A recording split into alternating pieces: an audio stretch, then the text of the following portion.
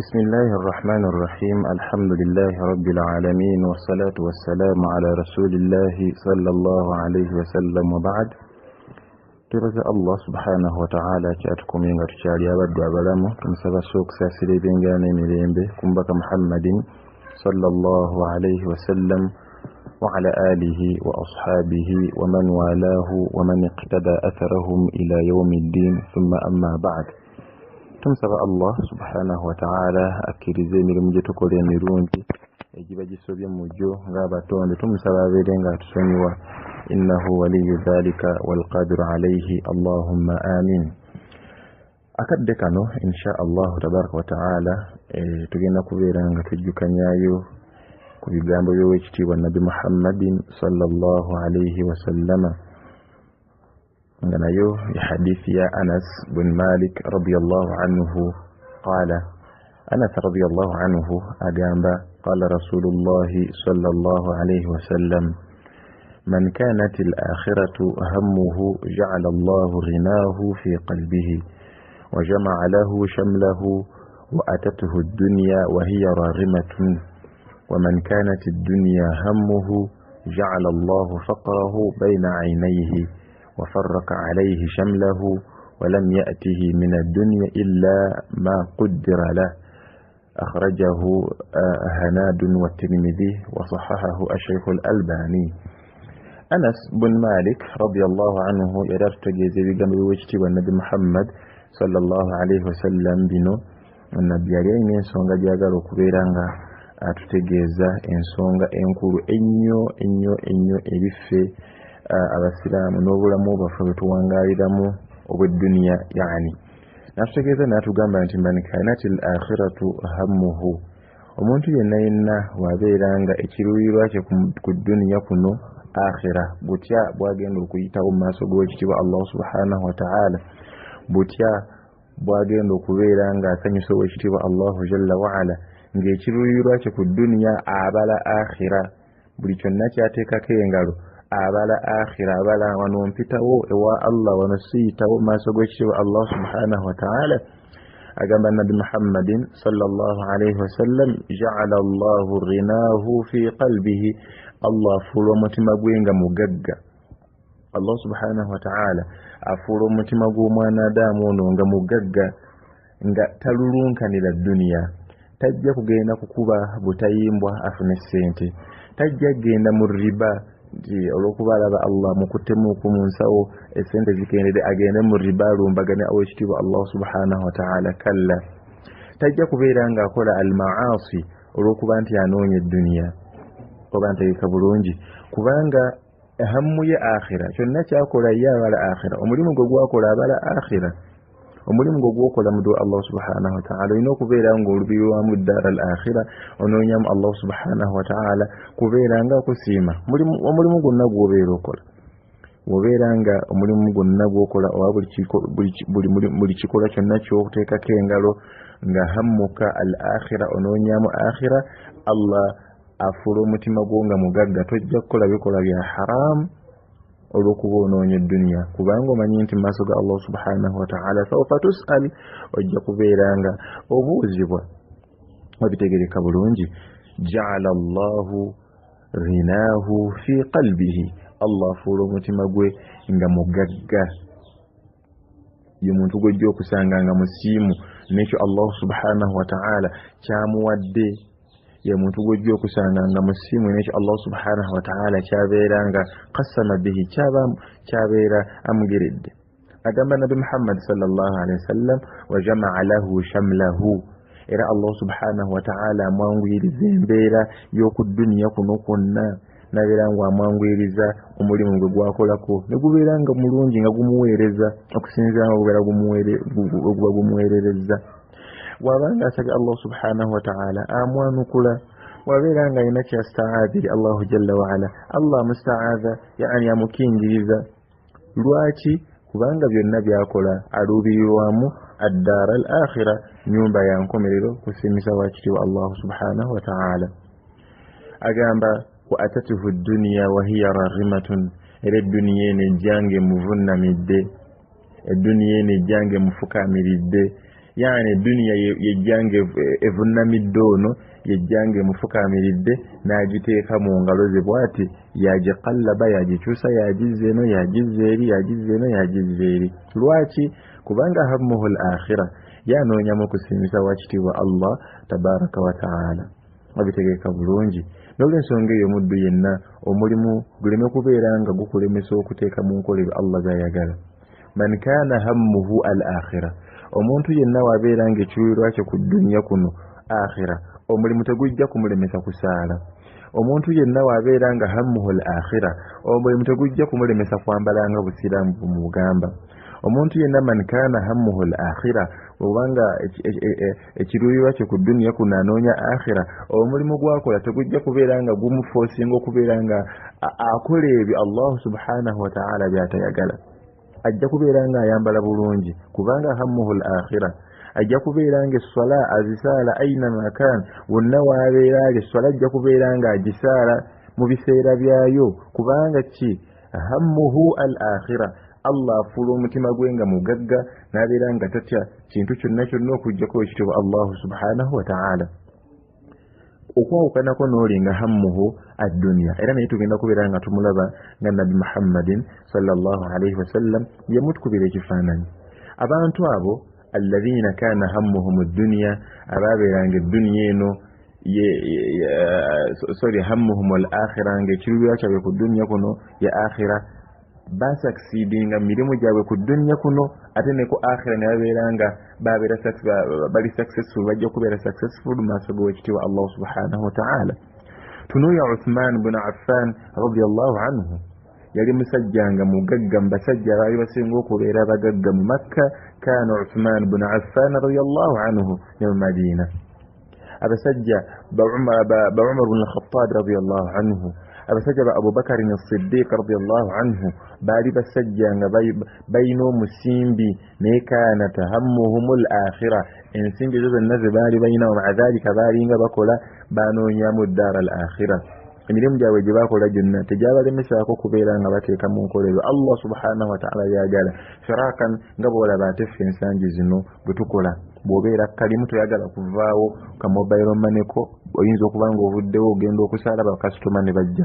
toyagala kuva mu dduuka lyo toyagala kuva wooli wonna kugenda kubeera ng'otuukiriza Allah kyayagala olw'okuba ng'otya boozi olw'okuba ng'otya kino olw'okuba ng'otya kiri ennyambala yaffe ekyuse baddu ba Allah subhanahu wa ta'ala bannyinaffe ennyambala nfu nnyo limaadha olw'okuba nti omulimu nti bagamba olina kwambala kino nakiri weebuuze mu mutima ma hiya hammuka gwe ekiruubirirwa kyo kiki ku dunya kuno akhira oba dunya oli wabeera nga ekiruubirirwa kye akhira Allah omutima gwa gufuula nga mugagga nakola omulimu nga mulimu musiraamu yabeera nga yaksibu naye nga byafuna byonna abijja mu makubo malungi tagenze mu makubo makyamu tolaba Hasan al-Basri radiyallahu anhu Allah musiima omusajja we Hasan al-Basri tabi'i yagendanga mu katale kikeerezi yagendanga kikeerezi tugamba nti olina kukeerewa wabula ye enkola ye yagendanga kikeerezi mu katale yagendanga ssaawa awo 2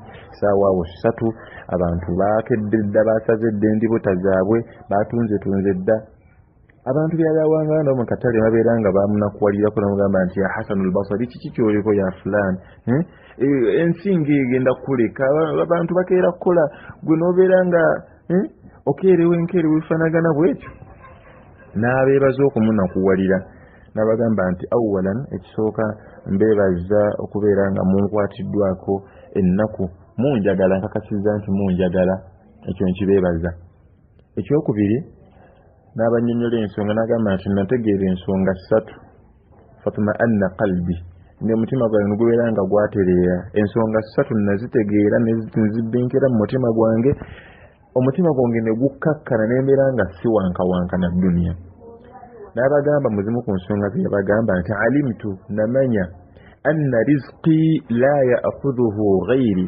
namanya nti rizqi yange teyali gifuna okujjako nze Allah kyeyateekateekanga kya Hasan al-Basri teryali kirya teryali kifuna teryali kikola okujjako nze fatuma anna qalbi omutima gwange ne gutebenkera omulimu tegenda kunnemesa kusaala nategeera nti ekyo kyendifuna olunaku olwo Allah subhanahu wa ta'ala kyeyanteekerateekera.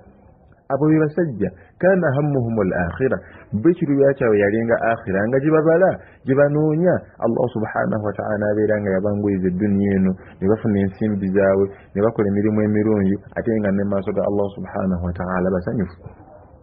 Agamba Nabi Muhammad sallallahu alaihi wasallam, waman kanat ad-dunya hammuhu, naye ate oli wabeera nga eddunya kyekiruubirirwa kye, yaaliwo ku dunya kuno nze najja kukola, fe ku dunya tuliko kukola, obulamu bumpi era twekoye sente zaffe. Ja'ala Allahu faqrahu bayna aynayhi, Allah muteeka obwavu mu maaso ge, mangala buli wamu alaba obwavu sawa binaawoza bwavu. Allah mufuula nti mwavu newankubadde nga olaba alina miliyoni ne miliyoni z'essente naye alabira ddala nga alulunka n'okubeera ng'ayongerako, alaba talina kyalina naye nga biliyoni ziri ku akawunti zitudde. Allah mufuula nga mwavu naye ng'oli alina emitwalo 10 mu nsawo ye, musajja murtahul qalbi, ng'omutima gwe guli mutmain, talina nsonga yonna emusumbwe, waka abantu balidde akayumba ka alhamdulillahi na mulimu gwa nga murtah. Naye ono nga alina miliyoni ne miliyoni naye nga laisa murtah, yenna alinga wolaba ensolo eri wahshi eri wild, anoonya wanadda kubanga hammuhu dunya, ye ekiruubirirwa kye duniya, ayiseewo atya, tafa ku akhira. Omulimu gwenkola oba gulimu riba oba tegulimu riba, nze noonya dunya, noonya wenfunira. Oba kutta muzika mutte kasama, noonya akhira, noonya dunya. Oba okuba kulyaza makanji azamanye, hammuhu ad-dunya. Allah agamba, Nabi Muhammad agamba nti ja'ala Allahu faqrahu bayna aynayhi, Allah muteeka obwavu mu maaso ge. Wa farraka alayhi shamlahu, yenna namugootanya embeera ze zonna. Byasaba Allah tamwanukula, buli kyakola kyonna alaba bimusala newankubadde nga mumulaba mulala. Naam.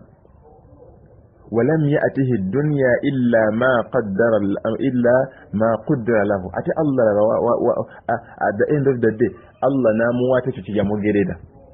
First of all Allah amugeredde namutuuya njana dunya naginonyanga, olaba ensolo wenoonya, empologoma wenoonya kapisi, adde nemumenye dunya nemumenya, ate at the end of the day Allah namuwa kyeyamugerera nti newona azungu olunaku lulambudde eno eswala zikuyiseeko, toleese dhikiri yonna, tolina kyokoze mulimu mulungi, oli mu kunoonya dunya nga yakugerera nti ogenda kufuna nusu 10 olunaku olwo, era wallahi lwofuna naye ng'ate otobye okubeera ng'olufuna, kubanga hammuka dunya, ekiruubirirwa kyo dunya.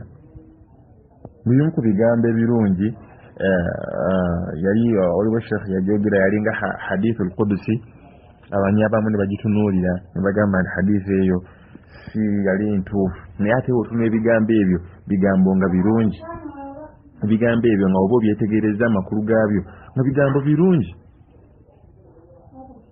kubanga omuntu wabeera nga eddunya nga yahammuhu, eddunya nga kyekigendererwa kye, Allah subhanahu wa ta'ala yusallitu alayka ad-dunya, ad-dunya inajikutika ku mutwe, tarqudu fiha raqda al-wuhush fi al-barriya, nojitambulamu ojidde eno ojidde eri nga olaba ensolo ez'omu nsiko wezinoonya obwokulya, neegoba kano neegoba kali, n'amayiza amantu wala yakunu, tolina kyofuna okujjako ekyo Allah subhanahu wa ta'ala kiyakugerera.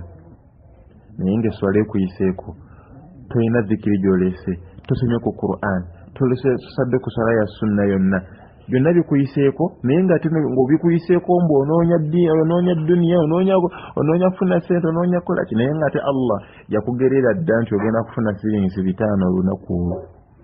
Wabiteeka bulungi. Singa abantu bonna okukola kwaffe nnyo kwe kwali okufuna kwaffe nnyo, singa abantu abeetikka emigugu mu bibuga, abantu abeetikka emigugu eyo gye muwangaalira yonna, aba fast, singa be basinga okubeera nga bafuna. Bal Allah kyeyakugerera ky'oba ogenda okukola, gwe ky'oba olina okukola hammuka al-akhira, ky'olina okumanya nti ekiruubirirwa kyange ku dunya kuno akhira, byonna byenkola noonyamu ddaara al-akhira, Allah subhanahu wa ta'ala kubeera nga ansiima. N'olw'ensonga eyo baganda bange abalungi, buli muntu weetegereze hammuka ekigendererwa kyo kiki ku nsi kuno. Omulimu gw'okola hammuka ad-dunya, duniya yekutta, oba hammuka al-akhira, oba onoonya Allah subhanahu wa ta'ala kubeera nga akusiima. Yenna nga hammuhu ad-dunya, nga hammuye ad-dunya, wojja okusanga ng'omulimu gwe gumufuga, so si Allah, si busiraamu bwe bumufuga. Ojja kumusanga ennyambala egyayambala ku mulimu gwe, ayeyambalira mpale yatashabbahu, nga wabeera mukyala afaanana abasajja, obukaya tebuli ku mitwe, yenna atambula nga bw'ayagadde, kubanga hammuhu laysa akhira, si akhira. Wabiteeka bulungi. Ojja okusanga ng'omuntu agenda mu riba, abeere nga alumbagana ekitiibwa Allah subhanahu wa ta'ala, kubanga hammuhu dunya laysa hammuhu al-akhira. Tanoonyamu ddara al-akhira, anoonya dunya. Ojja okusanga omuntu akola ebikola ebitajja, abantu baloga bannaabwe, abantu bakwatibwa bannaabwe ensaalwa, abantu bafitina bannaabwe ku mirimu, kubanga hammuhu mu dunya, oba banoonya dunya. Butya bwayiseewo tafaayo oba Allah musiimu gyendi oba Allah si musiimu gyendi. Kyova olabanga Allah subhanahu wa ta'ala abantu abakubye ebigwo. Omuntu omulaba yeevuga mu mmotoka, omuntu omulaba masha Allah, naye nga kyatuddeko kinene, bizibu byalina yasinga okubimanya. Allah mutadde obwavu mu maaso ge, yenna amaaso gamukanusa. Anoonya ki? Anoonya dunya. Naye ng'omuntu afuna emitwalo gya 2 omwezi, omuntu afuna emitwalo gya 3, nga wallahi murtahul qalbi, omutima mutebenkevu, kubanga yanoonya akhira. Essaawa y'eswala bwetuuka nga ava kalimu kagenda asaala, akimanyi nti Allah subhanahu wa ta'ala yanteekerateekera kyennyina okubeera nga nfuna. N'olw'ensonga eyo tetugaana bantu kubeera nga bakola. Omuntu kola, naye omulimu gw'okola beera ng'onoonyamu ddara al-akhira.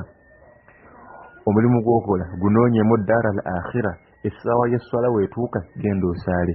Bw'okuba nga obusiraamu bukwetaaga, beera ng'okola ekikwetaagisa obusiraamu. So si omulimu kubeera nga gukwerabiza zikiri, teri kusaala ku rakaatayi duha, teri kubeera ng'osala salawaatul jamaa. Eri abantu abamu ng'esswala bazigatta kiro, n'asaala taraweeha y'esswala. Naam, subuhi nawe zuhuri n'agisaala zuhuri n'agisaala n'agigattako asiri, n'agigattako maghribi, n'agigattako ng'oyembera gyawanga ya omulimu gumufuga. Tafaayo oba Allah musiimu gyali oba si musiimu gyali, ye tafaayo ku ebyo byonna byonna. Asaala taraweeha ya swala buli lunaku. Gye bali mu bantu nga bakugamba nti seeka mutuufu eswala zonna nzigatta kiro, omulimu gwenkola tegunzikiriza kusa. Subhanallah, mulimu gukugaana gutya okubeera nga osaala? Omulimu beera ng'oguleka lillahi subhanahu wa ta'ala. Allah abeere nga akuwa omulimu ogusinga ogujja kugamba nti naye seeka mwogera bino olwakuba simu abakirimu. Nedda. Ani agaba emirimu egyo? Ani agaba emirimu egyo? Allah subhanahu wa ta'ala. N'ogwo gwoliko gwennyini yagukuleetera, sigaali magezi go. Bw'obanga osazeewo okubeera ng'omusiimisa, beera ng'okola kyayagala, ajja kubeera ng'akuwa, kubanga yenna nnyini byonna mugaseeko kubeera ng'omusaba. Nabanyumizaako omusajja omu, mukama we yamugaana okubeera ng'asaala. Namuganzi wano sitwagala abasaale, era sikulabanga ng'osadde esswala zo oba oyagala nnyo eitha okuzigatta zonna, subuhi, dhuhuri, asiri, maghribi n'isha, n'ozisaala nga tonnajja, n'ozisaala ku ssaawa emu zonna n'ozimaliriza, oba okuzisaala ng'ozzeeyo n'ozigatta zonna. Omusajja nakkanya n'omunne n'agamba nti yessebo boosi, nja kukola bwe ntyo, yazisaalanga nga nzizeeyo waka wange. Omusajja n'akola omulimu ebbanga ne kituuka nga kimulumiriza. Agamba nti naye bannange, mu butuufu esswala nga wuli abantu baazina, abantu basaala, banne bamuyitako ebweru, yaali awo ku kawunta atunula butunuzi. Naye bbo olunaku lumu n'agenda akola ki? N'agenda asaala, n'akwata ekipapula n'akkirira mu basement, n'asaala ekipapula n'asaala. Boosi naamukola ebyo byonna nga naye musiraamu nga ye. Amusanga asaala, amukwata ku mukono, amugamba nti ssebo naggamba ntya? Tiyamulinda kumaliriza swala oba ki, yamukwata ku mukono ng'amusika. Naggamba ntya? Sagamba nti swala oba oyagala okusaala saalira wuwo, oba oyagala zigatte zonna. Noono bambi olw'okutya okunyankanda mugamu naye sikyaddamu. Naggamba ntya? Sikyaddamu munnange, ensonyiwa, sikyaddamu kusaalira wano, sikyaddamu. Omusajja ne yeetonda ekika ekyabogo nga yeetondera ki? Muddu munne, kiki kye yeetonderako butaddayo kusaala? Mulimu kika ki ogwo adduba Allah subhanahu wa ta'ala? Mulimu gufaanana gutya ogwo? Oyo hammuhu dunya, tafaayo ku akhira.